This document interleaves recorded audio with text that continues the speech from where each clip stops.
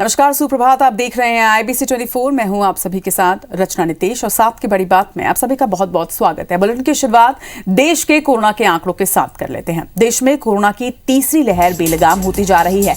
बीते 24 घंटे में कोरोना के 1,93,000 नए मरीजों की पुष्टि की गई है। वहीं अगर बात करें मौत के आंकड़ों की तो यह आंकड़ा 442 पर जा पहुंचा है। वहीं देश में 9,47,000 एक्टिव केस इस वक्त हो चुके हैं। इसके साथ ही बड़ी खबर यह भी है कि केंद्रीय मंत्री नितिन गडकरी भी कोरोना पॉजिटिव हो गए हैं। तो लगातार अब नेता भी कोरोना की जद में आते जा रहे हैं। इधर लगातार कोरोना का संक्रमण तेजी से पैर पसारता जा रहा है। कोरोना आंकड़ों की अगर अब बात करें तो 1,93,000 सिर्फ 24 घंटे के अंदर पूरे देश में ये आंकड़ा पहुंचा है। तीसरी लहर लगातार बेलगाम होती जा रही है। आंकड़े दिन ब दिन बढ़ते जा रहे हैं। बीते 24 घंटे में ही कोरोना के 1,93,000 नए मरीजों की पुष्टि की गई। लेकिन इसके साथ ही बड़ी चिंता ये भी कि मौत का आंकड़ा तेजी से बढ़ता हुआ 24 घंटे में 442 लोगों की मौत हुई है पूरे देश में। तो देश का आंकड़ा बढ़ रहा है और इसके साथ ही प्रदेशों के आंकड़े भी लगातार बढ़ते जा रहे हैं। अगर बात करें मध्य प्रदेश की तो मध्य प्रदेश में कोरोना का आंकड़ा बेहद तेजी से आगे बढ़ रहा है। बीते 24 घंटे में 3,160 नए कोरोना मरीजों की पुष्टि की गई। वहीं अब तक अगर बात करें तो कुल आंकड़ा 8,06,803 संक्रमितों का मध्य प्रदेश में हो चुका है। वहीं कल एक मरीज की मौत भी दर्ज की गई। इसके साथ ही अब तक 10,539 संक्रमितों की मौत भी यहां पर दर्ज हो चुकी है।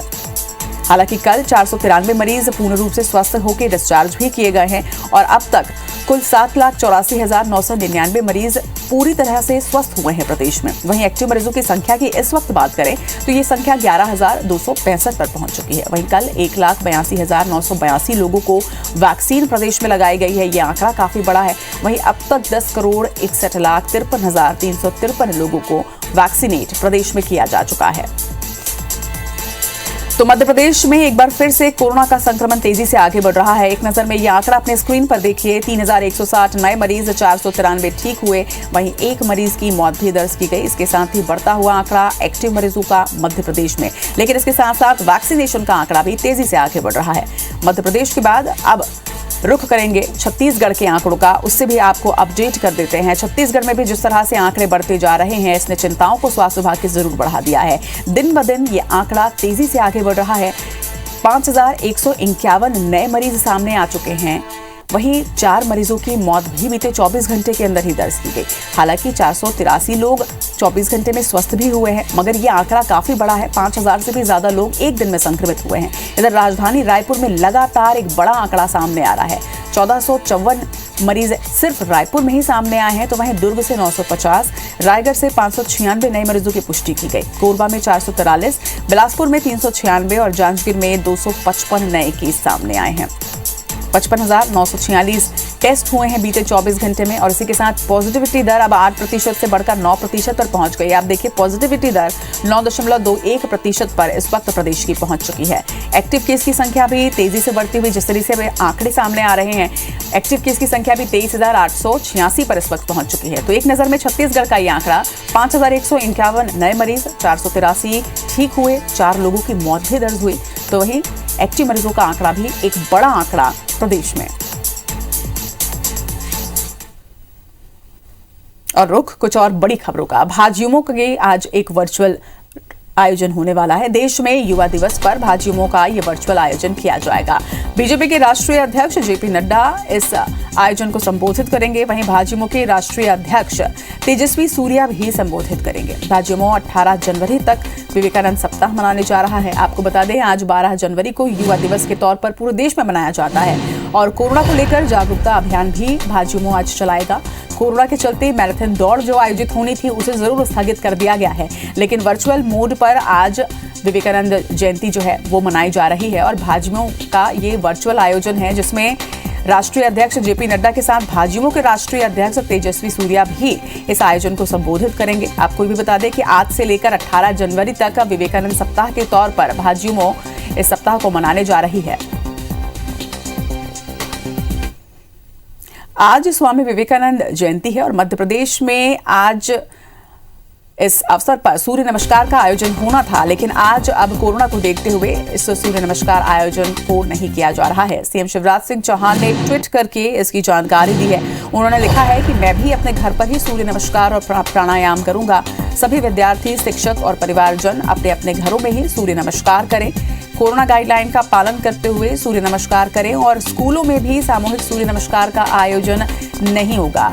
तो देर शाम सीएम शिवराज सिंह चौहान ने ट्वीट करके सभी से अपने घरों में ही सूर्य नमस्कार करने की अपील की। इसके साथ ही ये जानकारी भी दी कि जो सामूहिक सूर्य नमस्कार का आयोजन मध्य प्रदेश में आज विवेकानंद जयंती पर होना था, उसका आयोजन नहीं किया जा रहा है। उसे कोरोना संक्रमण को देखते हुए रद्द किया जा रहा है। लेकिन इसके साथ ही उन्होंने तमाम स्कूल के विद्यार्थियों, छात्रों और टीचर्स से ये अपील जरूर की है कि सभी अपने अपने घरों में जरूर सूर्य नमस्कार करें और कोरोना गाइडलाइन का पालन भी करें। इधर शिवराज सरकार ने प्रदेश के बेरोजगार युवाओं को रोजगार देने और स्वरोजगार से जोड़ने के लिए मेगा प्लान तैयार किया है। प्रदेश में आज रोजगार और स्वरोजगार दिवस मनाया जाएगा। वहीं एक दिवसीय कार्यक्रम में 3 लाख लोगों को रोजगार दिलाने का लक्ष्य रखा गया है। भोपाल के कुशाभाऊ ठाकरे कन्वेंशन सेंटर में भी इसे लेकर राज्य स्तरीय कार्यक्रम आयोजित किया जाएगा, जिसमें मुख्यमंत्री शिवराज सिंह चौहान शामिल होंगे। वहीं सीएम कार्यक्रम में रोजगार, स्वरोजगार की स्वीकृति पत्र वितरित करेंगे। साथ ही सीएम झाबुआ, नीमच, बालाघाट, रीवा, ग्वालियर और टीकमगढ़ जिले के 2 हितग्राहियों से वर्चुअली संवाद भी करेंगे। बता दें कि सभी जिलों में रोजगार दिवस का आयोजन कोरोना संक्रमण से बचाव के लिए जारी दिशा निर्देश के अनुसार ही आयोजित किया जाएगा। तो बेरोजगारों के लिए एक मेगा प्लान शिवराज सरकार ने तैयार करवाया है। मध्य प्रदेश में आज स्वरोजगार दिवस भी मनाया जाएगा। और अब रुक करते हैं छत्तीसगढ़ की खबरों का। छत्तीसगढ़ में बजट को लेकर आज भी सीएम भूपेश बघेल समीक्षा करेंगे। आज 3 मंत्रियों के साथ उनकी बैठक होगी। 3 मंत्रियों के साथ उनके विभागों के बारे में सीएम भूपेश बघेल चर्चा करने जा रहे हैं, जिसमें मंत्री टीएस सिंहदेव, रविंद्र चौबे और रविंद्र साहब के साथ में चर्चा होगी। आपको बता दें कि मुख्यमंत्री अलग अलग विभागों के बजट की तैयारियों की समीक्षा करेंगे। इसके साथ ही अपने विभाग के बजट के बारे में भी चर्चा होगी। कल 4 मंत्रियों के विभागों की बजट तैयारी पर यह बैठक की गई थी।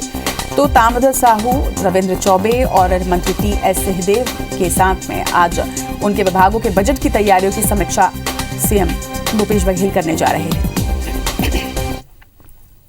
निलंबित आईपीएस जीपी सिंह को गुड़गांव से देर शाम हिरासत में ले लिया गया है। एसीबी की टीम आज उन्हें रायपुर लेकर आएगी। वहीं हिरासत में लेने की पुष्टि करते हुए एसीबी ईओडब्ल्यू की डीआईजी शेख आरिफ ने बताया कि जांच में उपस्थित रहने के लिए नोटिस जारी किया गया था और उसके बाद भी वो सहयोग नहीं कर रहे थे और न ही ईओडब्ल्यू कार्यालय में उपस्थित हो रहे थे।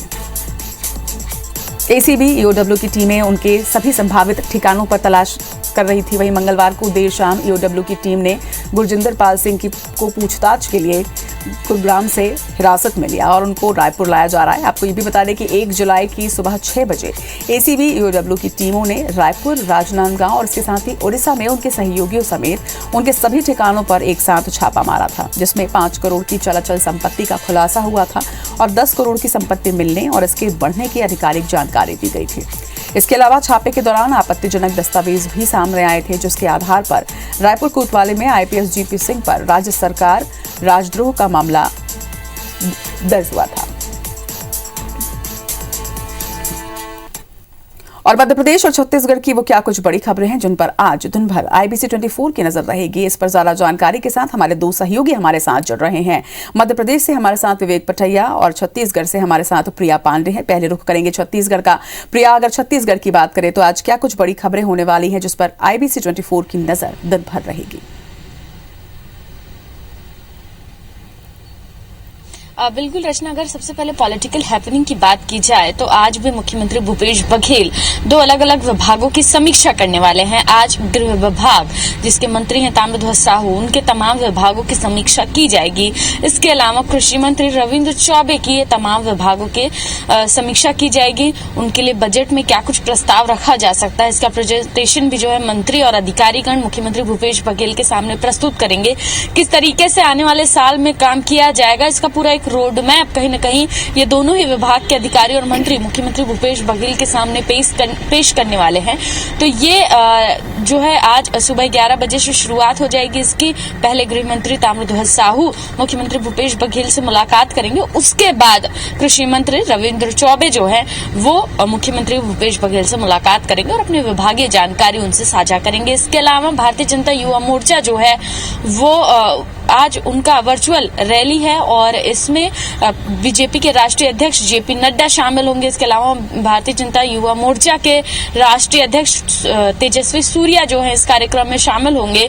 विवेकानंद जी की जयंती है, इस पर भारतीय जनता युवा मोर्चा के द्वारा सप्ताह भर अलग अलग कार्यक्रम किए जाएंगे, जिसमें खास रहेगा कि कोरोना से लोगों को जागरूक करना, तमाम तरीके के जो अभियान चलाए जा रहे हैं उसके बारे में बताना।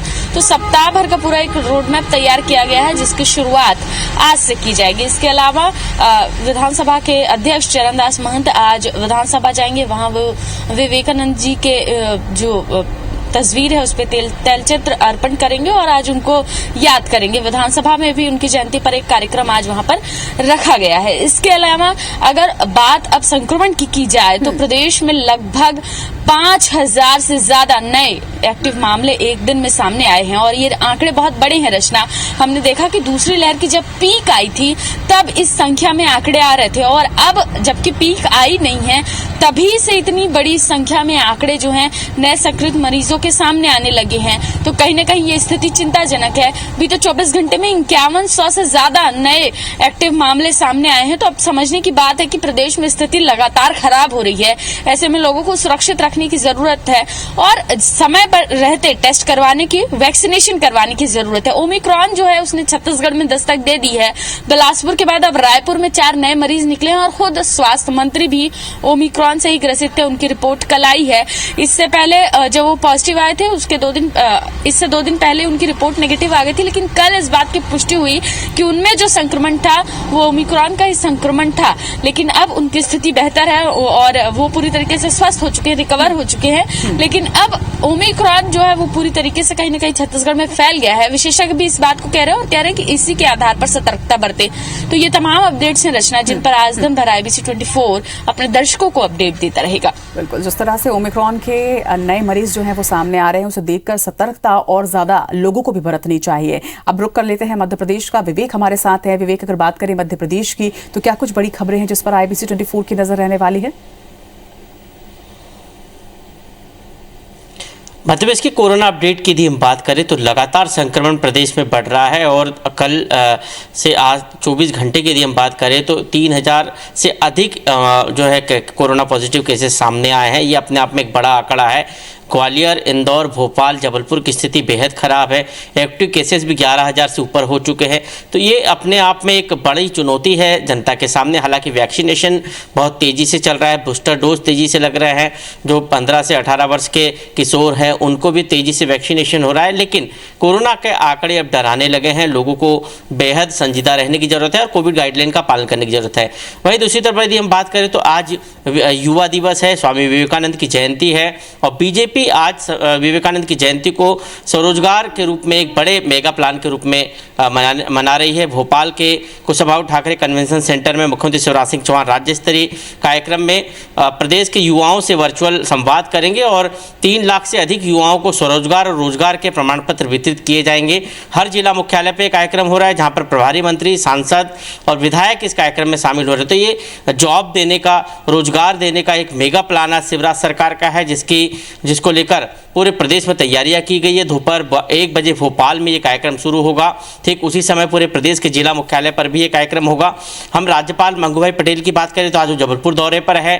जबलपुर में रानी दुर्गावती यूनिवर्सिटी के दीक्षांत समारोह में शामिल होंगे, गौशाला का निरीक्षण करेंगे और दोपहर तक भोपाल लौटेंगे। मध्य प्रदेश के गृह मंत्री डॉक्टर नरोत्तम मिश्रा आज इंदौर दौरे पर है। इंदौर में जो है जो स्वरोजगार का कार्यक्रम है उसमें शामिल होंगे और दोपहर बाद भोपाल लौटेंगे।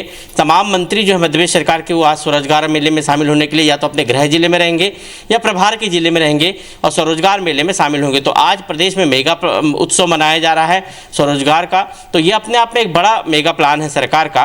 दूसरी तरफ बीजेपी संगठन की बात करें तो अलग अलग प्रशिक्षण कार्यक्रम चल रहे हैं और इसके साथ ही बीजेपी प्रदेश अध्यक्ष VD शर्मा होशंगाबाद जिले के दौरे पर है। तो ये मध्य प्रदेश की राजनीतिक खबरें हैं जिस पर IBC 24 की नजर बनी हुई है। दोनों ही प्रदेश प्रदेशों की इन तमाम बड़ी खबरों पर आप दोनों से अपडेट भी लगातार लेते रहेंगे। फिलहाल आप दोनों का ही विवेक प्रिया, जानकारी के लिए शुक्रिया। बढ़ेंगे आगे। सीएम शिवराज सिंह चौहान ने मंगलवार को कई विभागों की समीक्षा की, जिसमें राजस्व, परिवहन, लोक सेवा प्रबंधन, संस्कृति, महिला एवं बाल विकास विभाग शामिल रहे। वहीं सीएम ने यह भी कहा कि भूमि संबंधी रिकॉर्ड को डिजिटल करने के क्षेत्र में सराहनीय काम हुआ है। केंद्र की स्वामित्व योजना के तहत एमपी को सभी राज्यों से बेहतर माना गया है। पीएम मोदी ने भी हरदा में हुए काम की प्रशंसा की थी। वहीं मध्य प्रदेश ड्रोन तकनीक के उपयोग में भी आगे बढ़ रहा है। पिछले महीने वाराणसी कॉन्क्लेव में भी मध्य प्रदेश की उस उपलब्धि की चर्चा की गई थी। वहीं मुख्यमंत्री ने यह भी कहा कि विभागीय कार्यों में जो कर्तव्य पालन में श्रेष्ठ है उन्हें पुरस्कृत करें। इसके साथ ही लापरवाह कर्मचारियों को दंडित करने में भी पीछे न रहें। राजस्व विभाग में ईज ऑफ डूइंग को बढ़ाया जाए। मध्य प्रदेश में 8,500 पटवारियों को लैपटॉप के लिए राशि भी दी गई है। वहीं प्राकृतिक आपदा के बाद पीड़ित व्यक्ति को राहत राशि मिले, इसे भी सुनिश्चित करने के लिए उन्होंने कहा है। परिवहन विभाग की समीक्षा में सीएम ने कहा कि परिवहन विभाग के कार्यों में सूचना प्रौद्योगिकी का उपयोग बढ़ाया जाए। ग्वालियर के जीवाजी विश्वविद्यालय में एनएसयूआई कार्यकर्ताओं और पुलिस के बीच जमकर टकराव हुआ। दरअसल एनएसयूआई कार्यकर्ता विश्वविद्यालय में घुसने की कोशिश कर रहे थे, जिसे पुलिस ने बैरिकेडिंग लगाकर रोकने की कोशिश की, मगर कार्यकर्ताओं ने बैरिकेड्स तोड़ दिए, जिसके बाद पुलिस ने पहले वाटर कैनन का इस्तेमाल किया और उसके बाद लाठीचार्ज भी किया। तो वहीं टकराव के दौरान कार्यकर्ता और पुलिसकर्मी घायल भी हुए। दरअसल एनएसयूआई प्रदेश अध्यक्ष मंजुल त्रिपाठी कांग्रेस नेताओं के साथ जीवाजी यूनिवर्सिटी में अनियमितता का आरोप लगाकर प्रदर्शन कर रही थी। प्रदर्शन को देखते हुए पुलिस ने सुरक्षा के इंतजाम कर रखे थे। वहीं इस दौरान कार्यकर्ताओं ने बैरिकेड्स तोड़कर अंदर घुसने की कोशिश की और उसी दौरान जमकर हंगामा भी हुआ। पुलिस ने 15 नामजद समेत 250 कार्यकर्ताओं पर एफआईआर दर्ज किया है। तो वहीं एनएसयूआई के प्रदेश उपाध्यक्ष शिवराज यादव सहित 9 लोग गिरफ्तार भी किए गए हैं। गिरफ्तार किया गया पुलिस की दम पे छात्रों की आवाज को दबाने की कोशिश की जा रही है। जब जब जुल्मी जुल्म करेगा सत्ता के गलियारों से चप्पा चप्पा गूंज उठेगा इंकलाब के नारों से। तानाशाही सरकार, इसने हम पर लाठीचार्ज किया, हमारे कार्यकर्ताओं पर लाठीचार्ज किया, जो कि बिल्कुल अनुचित है। हम तो अपना शांतिपूर्ण प्रदर्शन कर रहे थे। लाठी पत्थर पानी की बौछार, मैं सर क्या कहूँ, कीमत तो रखता नहीं हूँ। 15,000 का सर मेरा मोबाइल पानी में चूर चूर हो गया। मेरी टोपी मेरे सर में तक लाठी, सर नहीं देखा नए विद्यार्थियों का। घेराव के दौरान कुछ लोग जो थे उनमें से उन्होंने पत्थरबाजी की और हिंसक रूप लिया, जिसको देखते हुए तत्काल इन पर कानून व्यवस्था को सुदृढ़ करने के लिए इन पर लाठीचार्ज किया गया और पानी के जो वाटर कैनन है उनको पानी की बौछारें की गई। का उल्लंघन है उसमें एक एफआईआर रजिस्टर की जाएगी और भी जो सरकारी कार्य में बाधा डाली गई है उसमें भी केस रजिस्टर किया जाएगा। जबलपुर के कलेक्टर मंगलवार रात शहर की सड़कों पर निकले, जहां पर सड़क किनारे कड़कड़ाती ठंड में सो रहे लोगों से उन्होंने बातचीत की, जिसके बाद नजदीकी रैन बसेरों में उन्हें शिफ्ट करवाया गया।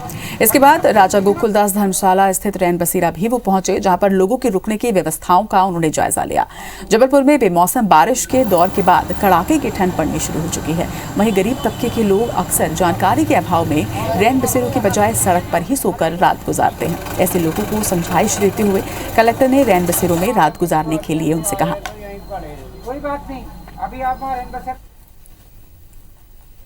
तो छतरपुर जिले में तेज रफ्तार कार ने एक बाइक सवार को टक्कर मारने से बाइक सवार पिता पुत्र की मौके में ही मौत हो गई। हादसे के दौरान कार में भी भीषण आग लग गई। वहीं कार सवार लोगों ने किसी तरह से कार से कूदकर अपनी जान बचाई। घटना नौगांव थाना इलाके की बताई जा रही है, जहां से खजुराहो नेशनल हाईवे पर ये घटना हुई। वहीं सूचना पर पुलिस मौके पर पहुंची। बाप बेटे का शव पोस्टमार्टम के लिए भेज दिया गया है। वहीं पुलिस इस पूरे मामले की जांच कर रही है। भोपाल के बैरसिया थाना क्षेत्र के सेमरकला गांव में लूडो में हार जीत के रुपयों को लेकर खूनी वारदात हुई है, जिसमें एक युवक की हत्या कर दी गई, जबकि 3 दूसरे घायल भी हुए हैं। पुलिस के मुताबिक सेमराकला में रहने वाला योगेश उर्फ भूरा खेती किसानी किया करता था। उसके चाचा अंकित गांगी का लूडो खेलने के दौरान रामवीर और राजवीर से विवाद हुआ। लोगों ने समझाइश देकर विवाद को शांत करवाया था, मगर बाद में इसी बात पर योगेश और रामवीर के बीच विवाद हो गया। झगड़े का पता चलते ही दोनों के परिवार के लोग भी शामिल हो गए। वहीं दोनों पक्षों ने एक दूसरे पर लोहे की रॉड और लाठियों से हमला कर दिया। झगड़े में योगेश के सिर में लोहे की रॉड से हमला करने पर उसकी मौत हो गई है, तो वहीं रामवीर की हालत गंभीर बताई जा रही है। पुलिस ने योगेश के छोटे भाई रवि दांगी की शिकायत पर रामवीर लोधी के खिलाफ हत्या का केस दर्ज कर लिया है, जबकि राजवीर की शिकायत पर योगेश दांगी, रवि दांगी और नवनीत के खिलाफ हत्या के प्रयास का मामला दर्ज हुआ है। मकर संक्रांति पर ओंकारेश्वर में नर्मदा स्नान प्रतिबंधित रहेगा। ज्योतिर्लिंग दर्शन के लिए भी गाइडलाइन जारी कर दी गई है।